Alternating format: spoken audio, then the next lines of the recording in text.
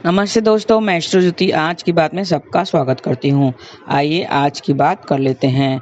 आज बड़ा ही शुभ दिन है, पवित्र दिन है और आज गुरुवार का दिन है। गुरुवार के दिन विष्णु भगवान को ध्याते हैं, उनकी पूजा आराधना करते हैं और मंत्र आप नोट कर लीजिए, ओम नमो भगवते वासुदेवाय। ऐसा करके आप दिन व्यतीत कर सकते हैं।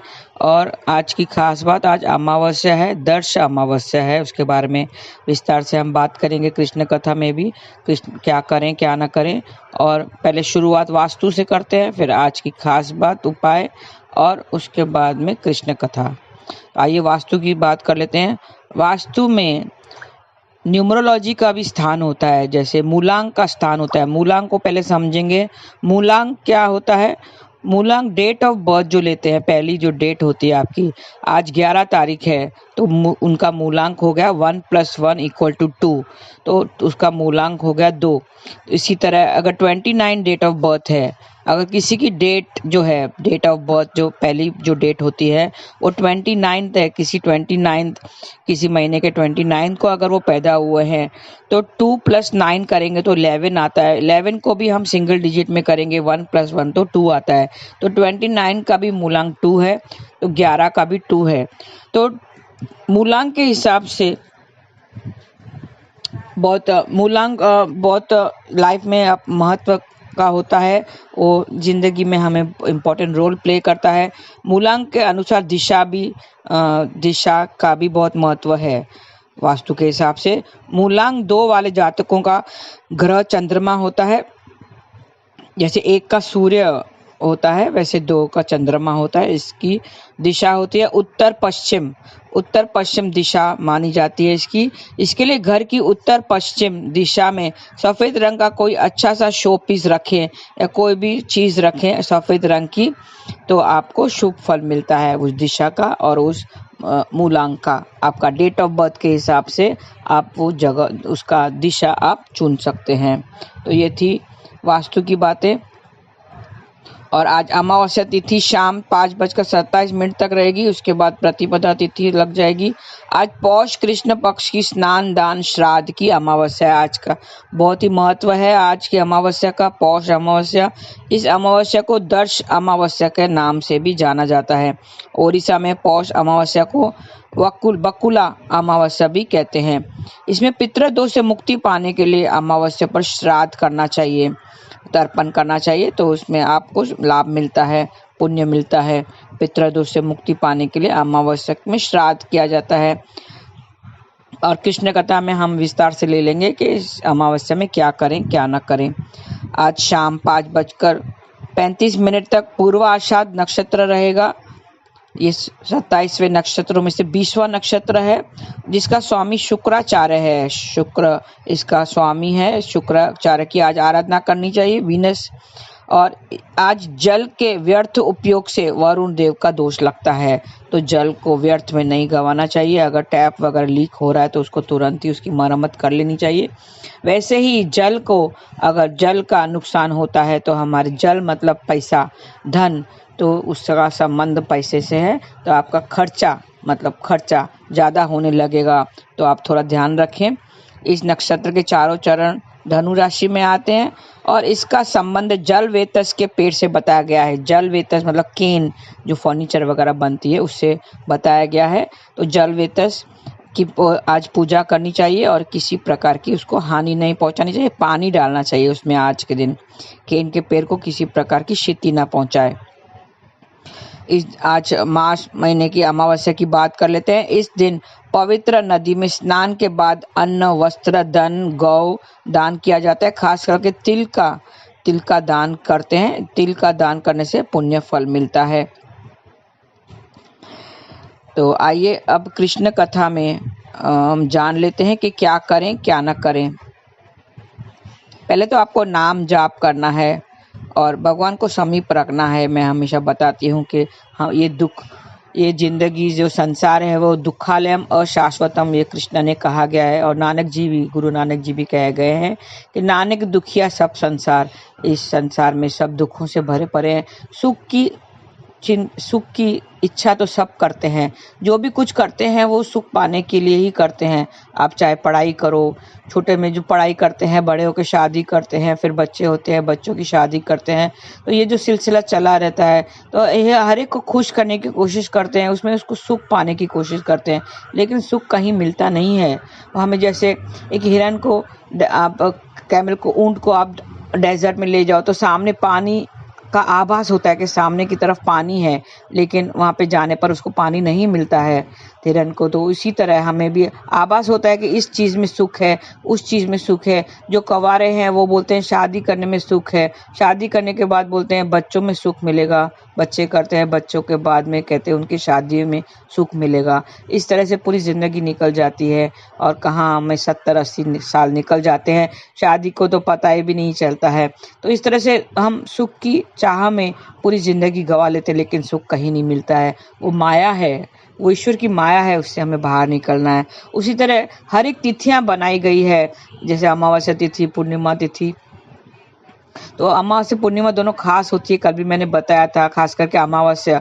और जिसका जन्म अमावस्या के दिन पे हुआ है, अमावस्या तिथि पे हुआ है, उसको खास करके उसकी पूजा की जाती, पूजा करानी पड़ती है उस बच्चा जब पैदा होता है। अगर पूर्णिमा, क्योंकि अमावस्या के दिन पे सन और मून एक ही भाव में होता है, उसका जो चंद्रमा है वो सूर्य के साथ होता है, तब अमावस्या तिथि होती है। तो जब एक साथ होता है तो मतलब मून उसका एफ्लिक्ट हो गया, हम कहते हैं मून इज एफ्लिक्टेड, मतलब वो निस्तेज हो गया, उसमें कोई तेज नहीं रह जाएगा।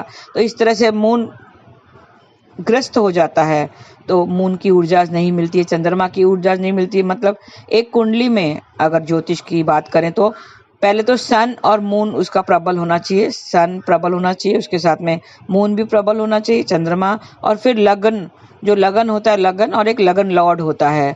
तो इन चारों को देखकर ही हम किसी का प्रिडिक्शन कर सकते हैं कि उसकी कुंडली स्ट्रांग है कि वीक है। तो उसमें चंद्रमा भी स्ट्रांग होना चाहिए। तो इसमें अमावस्या के दिन चंद्रमा निकलता ही नहीं है, अमावस्या में चांद निकलता नहीं है, तो उसकी ऊर्जा नहीं लेते। तो बच्चा जो पैदा होता है तो उसमें चंद्रमा की ऊर्जा नहीं होती है, तो उसके लिए उसको चांदी से कनेक्टेड रखते हैं, चांदी के उपाय करने, मून के उपाय करवाते हैं, उसको वाइट चीज़ों से कनेक्ट करते हैं, सिल्वर चीज़ें पहनाते हैं, सिल्वर ग्लास में पानी पीना चाहिए। तो ये सब उपाय ज्योतिष के उसके कुंडली के हिसाब से कहा जाता है। तो ये अमावस्या तिथि खास तिथि होती है शास्त्रों में। हर मास आने वाली 14 और अमावस्या तिथि का बहुत महत्व होता है। चतुर्दशी और अमावस्या के दिन अपने पितरों को खुश करने के लिए ओम पितृ देवताय नमः ऐसा मंत्र जाप करते हैं, या ओम पितृभ्य नमः ऐसा जाप करते हुए काले तिल युक्त जल अर्पित करना चाहिए। आज के दिन खास है, और आज भोजन किसी ब्राह्मण को या किसी जरूरतमंद को आप भोजन दान करेंगे तो उसका ज़्यादा पुण्य मिलेगा। हिंदू पंचांग के अनुसार अमावस्या कृष्ण पक्ष की अंतिम तिथि होती है और इस दिन चंद्रमा नहीं दिखाई पड़ता है। ऐसे में मनुष्य पर इस अंधेरे का ज़्यादा प्रभाव पड़ने पर व्यक्ति को नकारात्मक विचार और तथा बुरे कार्य घेर लेते हैं। ऐसे समय में धर्म में अधिक मन लगाना चाहिए, धर्म का रास्ता अपनाना चाहिए। जो भी अमावस्या की तिथि के दिन पैदा हुए हैं उनको तो पैदा होने पर जन्म पर पंडित खास पूजा करवाते हैं। अगर वो पूजा नहीं करते हैं तो उनका जो जिंदगी है वो दुख भरा हो जाता है, मतलब उनको दुख ज़्यादा मिलते हैं, नकारात्मक ऊर्जा से उनको घेर लेती हैं। इस दिन गलती से भी कुछ ऐसा कार्य नहीं होना चाहिए जो नहीं किए जाने चाहिए, वरना आपको जिंदगी भर परेशान रहना पड़ सकता है। ऐसे कुछ काम है जो हमें नहीं करना चाहिए अमावस्या के दिन, आइए जान लेते हैं। अमावस्या के दिन मांस मदिरा का सेवन बिल्कुल भी नहीं करना चाहिए। मान्यता के अनुसार यह कार्य करने से व्यक्ति के घर से धन संपदा चली जाती है और वह रुपए पैसे के लिए मोहताज हो जाता है। दूसरी बात है, अमावस्या के दिन किसी दूसरे के घर का भोजन नहीं करना चाहिए। इस दिन दूसरे का अन्न खाने से संचित पुण्यों का श्रेय होता है। तीसरा, इस दिन हिंसा का विचार, क्रोध, अनुचित कार्य तथा स्त्री संबंध नहीं बनाना चाहिए। अपने घर की स्त्री या बाहर की तो कभी नहीं बनाना चाहिए, लेकिन घर की स्त्री से भी संबंध नहीं बनाना चाहिए। चौथा, अमावस्या के दिन प्रेत आत्माओं अधिक सक्रिय होने के कारण इस दिन हर व्यक्ति को बुरे कार्य तथा नकारात्मक विचारों से दूर रहना चाहिए। आपने देखा होगा जो काला जादू वगैरह करते हैं वो खास करके अमावस्या तिथि ही चुनते हैं। तांत्रिक वगैरह लोग अमावस्या या पूर्णिमा तिथि ही चुनते हैं। क्यों? क्योंकि उसमें नकारात्मक ऊर्जा उनको ज़्यादा शक्ति मिलती है। पांचवा, आपको बता दें कि अमावस्या के दिन बाल भूलकर भी नहीं धोने चाहिए या काटने चाहिए। इस दिन सिर धोना अशुभ माना जाता है तथा इससे जीवन में बाधाओं का आगमन होता है। काटना तो बिल्कुल भी नहीं चाहिए, नाखून भी नहीं काटना चाहिए। और काले वस्त्र हो सके तो ना पहने। आजकल लोग काले वस्त्र बहुत काले पहनने का फैशन हो गया है, तो आप हो सके तो काले को अवॉइड कीजिए। किसी से आर्ग्यूमेंट आज नहीं कीजिए, सब में हाँ मिलाइए। जो काम आपको अगर कोई पूछे भाई ये काम करना है तो हाँ कहना है, आप उससे आर्ग्यूमेंट नहीं करें आज के दिन। और आज के दिन पे आपको क्या करना है, आज के दिन आप दीपक जलाइए, भगवान के आगे दीपक जलाइए। और गुरुवार के दिन है, गुरुवार का जो संयोग मेरा है उसमें आप विष्णु जी की पूजा आराधना करें, तुलसी जी की पूजा आराधना करें। खास करके बृहस्पति देव की कथा वगैरह करते हैं, चने मुनक्का का भोग लगाते हैं तो आप भोग लगाइए और पुष्प अर्पित कीजिए, घी का दीपक जलाइए।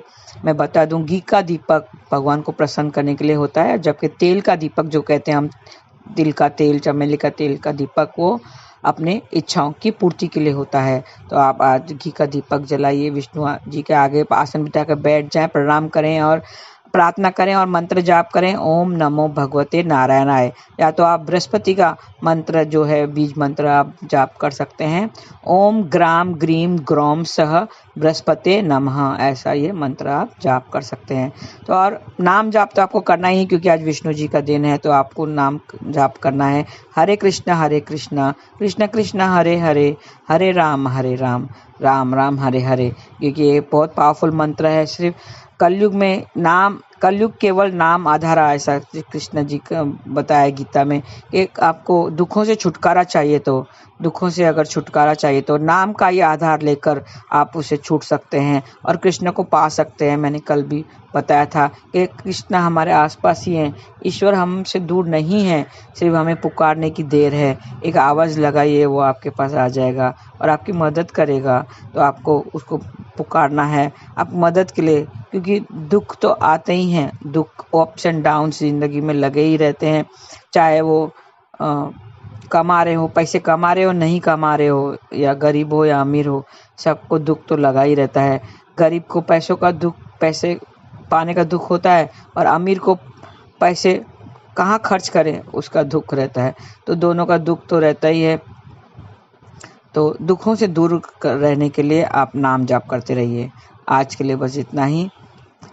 धन्यवाद। आपका दिन शुभ रहे। हरे कृष्णा।